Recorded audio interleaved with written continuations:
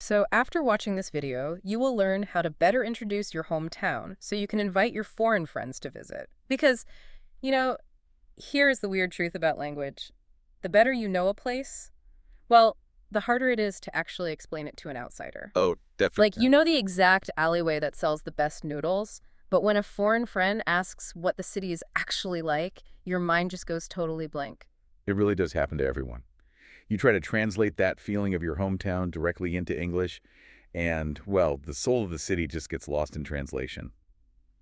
Welcome back to Alice's English channel. We are going to fix that translation gap today. Yeah, we are. And to make sure you get the absolute most out of this deep dive, be sure to follow, save this, and listen to it multiple times.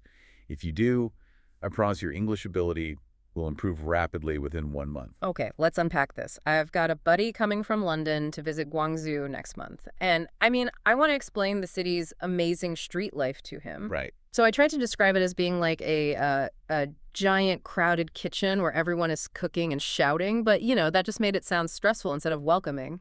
Right, because you're focusing on the literal noise rather than the emotional feeling.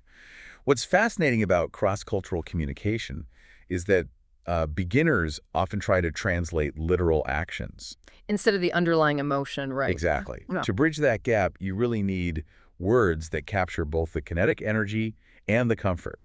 So instead of a crowded kitchen, you tell them it's a vibrant city with a warm local vibe.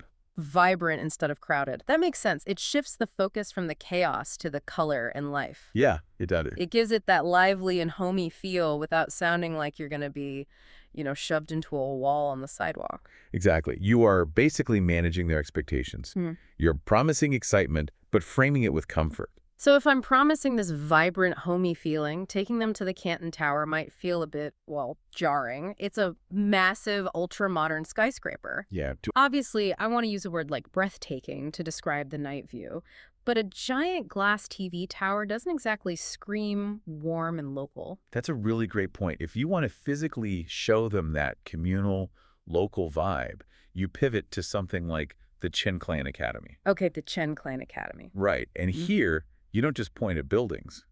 You use phrases like traditional Cantonese architecture, and you highlight the wood carvings. Because the architecture itself explains the lifestyle, right? Like those traditional compounds were built for massive extended families living together. Spot on. It's physical proof of that homey communal vibe we just established. Exactly.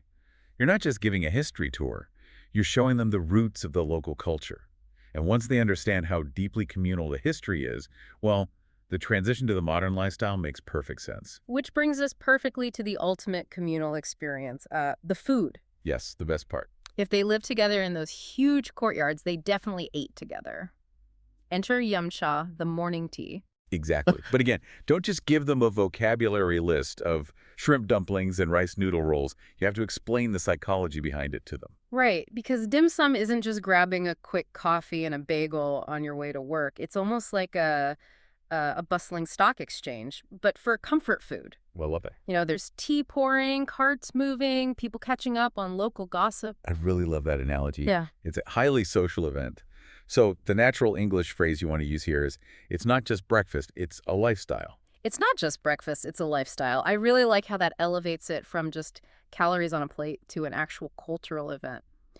Actually, let me test this whole pitch on you right now. Okay, go for it. Welcome to Guangzhou. It's a vibrant city with a warm local vibe. We'll check out the breathtaking Canton Tower tonight, but tomorrow morning we are getting dim sum. It sounds amazing. Because here, it's not just breakfast, it's a lifestyle. See how perfectly that flows. You've built a whole narrative.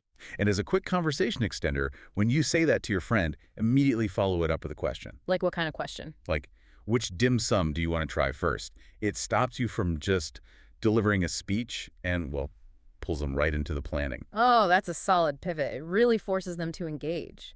Let's quickly recap our framework for you to use. 1, establish the emotion by calling it a vibrant city with a warm local vibe. Right. And 2, create visual impact, like calling the Canton Tower breathtaking. And 3, frame the food as culture with it's not just breakfast, it's a lifestyle. It is a simple but incredibly effective way to translate not just the sights, but the actual soul of your hometown.